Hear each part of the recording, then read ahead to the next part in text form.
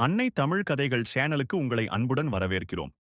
இன்று நாம் பார்க்க போகும் ஆத்திச்சூடி கதை இளமையில் கல். இளம் பருவத்தில் கற்க வேண்டியவற்றை கற்றுக்கொள்வது மிக முக்கியம். இதன் பொருளை உணர்த்தும் ஒரு அழகான கதையை இப்போது கேட்போமா? அனைவருக்கும் வணக்கம். நான் உங்கள் கதை சொல்லும் நாயகன் ஜீவா முகேஷ். திருசோலை என்னும் ஊரில் பாபு என்ற சிறுவன் வாழ்ந்தான்.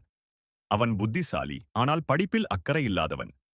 நாள் முழுவதும் நண்பர்களுடன் விளையாடி நேரத்தை வீணடிப்பான். ஒரு நாள் அவனது ஆசிரியர் கூறினார், பாபு, இளமை காலம்தான் கற்கும் வயது.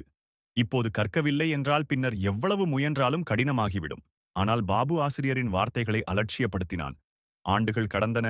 அவனது நண்பர்கள் அனைவரும் நல்ல வேலைகளில் சென்று முன்னேறினர்.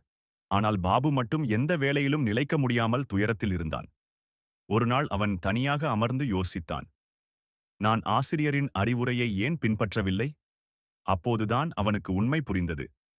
அவன் முடிவெடுத்து மீண்டும் படிக்கத் தொடங்கினான்.